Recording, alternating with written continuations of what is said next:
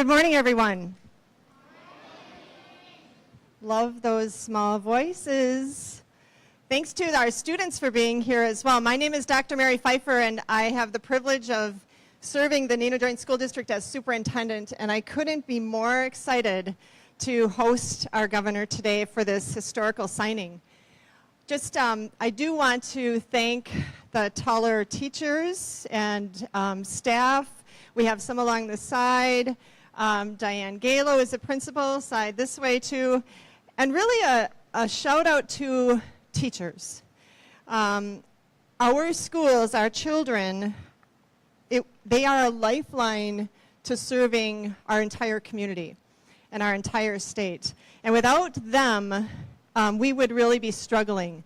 I'm so proud of the Neenah Joint School District and the communal effort that we make, beginning with our teachers and support staff in our schools, then with our Board of Education members, several are here today, and also to our businesses, and Mr. John Bergstrom is here today. Thank you, John, for being here. It's truly an amazing community and an amazing privilege to be here. Just less than a year ago, our governor was at the high school talking to our other students. By the way, for those of you who are in the audience, our students on the floor are class of 2025 graduates, right? 2026, darn it. So our 2026 grads, behind me are 2025 graduates. Are you excited? And the reason we talk about that is because of the importance of graduation and then preparing them to either go to work, to go into the military, to go into tech college, which is so important, or to have that four-year degree. And our governor came and spoke at the high school less than a year ago with support for funding education even more. This is really historic in that we have the ability to increase our funding by $200 this year and $204 per student next year because of our governor and his work, as well as all of our representatives, many of whom are here today. I'm going to do two shout outs, one related to one of the items that was vetoed. Sorry, Governor, but I have the mic. And that really, it's not a bad thing. We have to understand the budget is a journey, right? Just like we create our budget in our district, our representatives create the budget for the state. One thing I'm proud of in Neenah is how we are a low spending district, and we are very careful about not taxing our taxpayers too much. So we'd ask that you consider, maybe in the next budget, or sooner, to increase our floor. And I do want to shout out to our Board of Education and really taking care in having the lowest mill rate in our area. So we're really proud of that. One shout out I do want to give the governor before I turn it over to him is we need to be innovative in our educational system. One thing I want to thank the governor for is his shout out to get rid of what we term as seat time. Right now our kids have to be in school a certain number of minutes. The learning process doesn't start, stop, or even continue just in school, does it?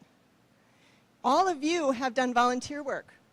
All of you probably are doing some homework at home during, before, and after school. And so we want to get rid of seat time so we can be even more innovative than we are now. Our governor has made that message clear, so we're hoping other people will listen. So with that, let's give our governor a warm Neenah welcome. Thank you. Well, thank you. First of all, thank you to all the students from Tullar. Thank you to the teachers, to the principal, to the school board, to your great superintendent. It is great to be here. It feels like the last day of summer, doesn't it? It is literally the last day of summer. It might actually feel like it even going into the weekend when it'll be nice to be at the Packers game when we don't have to be all bundled up on on Sunday. It'll still feel like the summer. We'll see what next week's all like. But it's great to be back here. You said it feels like last year. It was last school year. So even though it wasn't the last calendar year, it was last school year. Over at the high school, we had a great chance to talk about the budget and take a bunch of questions from some of the high school students, and we're really, really pleased to be here today. We're particularly pleased with this school because to some of our friends who are here from other parts of the state today to see the state budget being signed, this school on the report card is one of the best in the state. It actually ranks, it's higher than 93%. So on a grade, that would be about an A plus in terms of a school.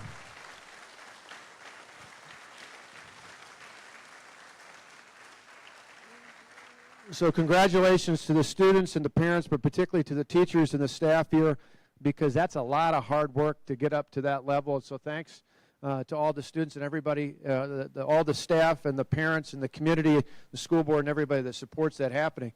You know, today we're going to sign a state budget, and it's kind of interesting because one of the questions I'm going to ask people is, what would you like? Would you like more money for schools or lower property taxes? The nice thing is in this budget you get both. And that's pretty important. A lot of people thought, in fact, I saw a billboard back during the middle of the debate where it had a pig flying over the top of the Capitol, because there's an expression that only when pigs fly, it said more money for schools and lower property taxes. Think it's possible. Well, it really is. And so today, in a moment, I'm going to sign a budget that we worked on. The legislature, many lawmakers are here today, and I want to thank them, particularly the leaders, both Senator Scott Fitzgerald, who's here from the state Senate, and Speaker Robin Voss, as well as the co-chairs. There's a committee that helps put the budget together in the legislature, and so I want to thank Representative John Nygren and State Senator Alberta Darling, who are here as well as all the other leaders from this area, not only lawmakers, but leaders from local governments and from the community and from others across the state who are here today to help celebrate this budget process is done, which I know your school board's particularly happy, because I once was a local official, and it'll be nice to know that the budget's done so you know what the future's like for schools and for counties and for cities and for towns and for villages all across the state. But in this budget, there's actually more money for schools than ever before, more actual dollars, $11.5 billion invested in schools and K through 12 education in this budget, and at the same time, we have lower property taxes on a median valued home. Plus, on top of that, and you guys thinking about head to graduating classes, if in the future you or maybe your brothers or sisters or cousins or others are going off to the University of Wisconsin, any of our great campuses in the next few years, there's a tuition freeze for another 2 years at all of our University of Wisconsin campuses in this budget. So we're thrilled about the things that are in here. And when we think about education, from the Neenah School District to small rural districts across the state, to the Milwaukee Public School System, which is the biggest in the state, this budget makes major investments in support for education in the state of Wisconsin. Not only in how much we spend per student, but there's big investments in helping provide mental health services for our students, for helping special need kids in our schools, for doing more to help by investing in fab labs, which are a great way to help not only in high school, but many of our middle schools are even starting to do this with fab labs, with early college credit, with youth apprenticeships. There's so many ways that we're helping ensure more student success for every child here in the state of Wisconsin. And so that's why it was really important to be here today. But it's not just in kindergarten through 12th grade, it's in higher education as well. And you just heard your superintendent talk about that. You may want to go on to a career that requires an apprenticeship, so there's more for youth apprenticeship here. There's more for our technical colleges, because a lot of the great careers that are out there require a 2-year associate degree. So we've made big new investments in our technical colleges. There's more for the University of Wisconsin system. And to make it more affordable for more families, we put more money than we've ever put before into what we call needs-based financial assistance to help those students whose families maybe have a challenge affording to go to college in the state of Wisconsin.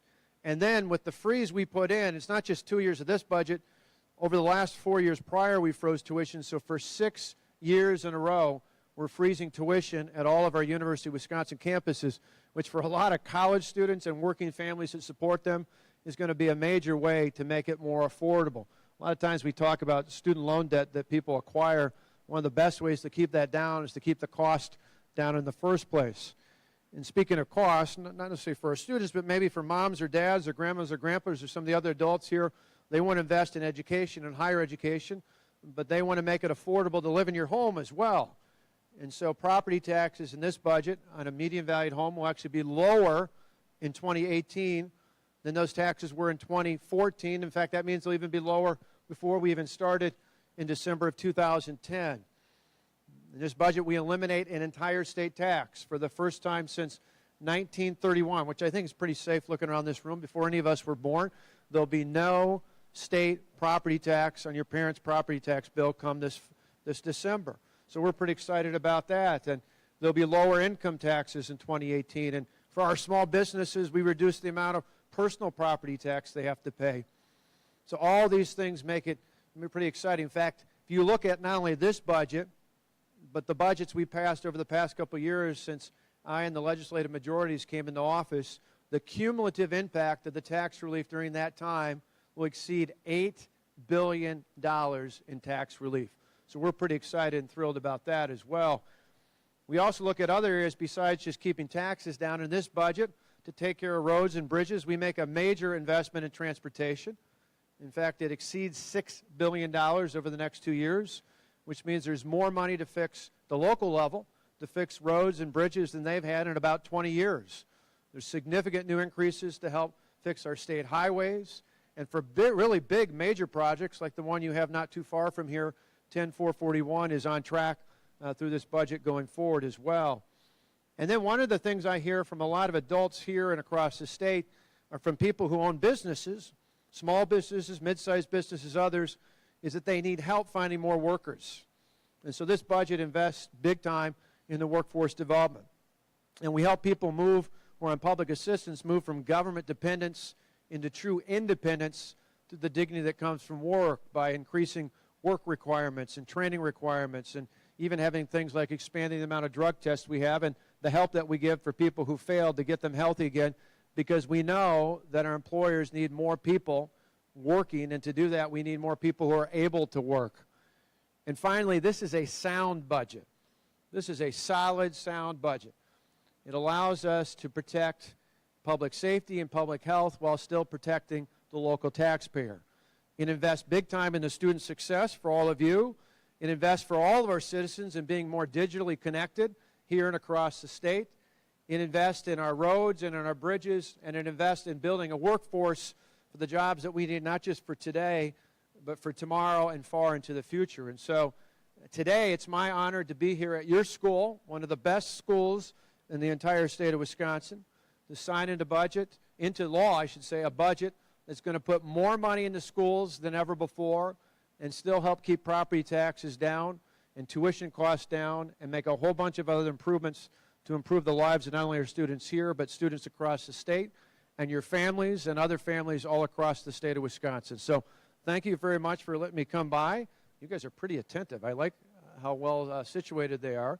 I'm going to invite, I may be calling an audible here, but I'm going to invite the students behind me to come down carefully. Don't want to trip anybody. You guys can come down off the risers and you can come right around. I'm going to sit in that seat so you guys can come up close. And then I'm going to invite the legislators who are here and any other stakeholders who want to be a part of this to join us. You can either stand behind the kids, or if it's really packed in, you're free to stand on the risers.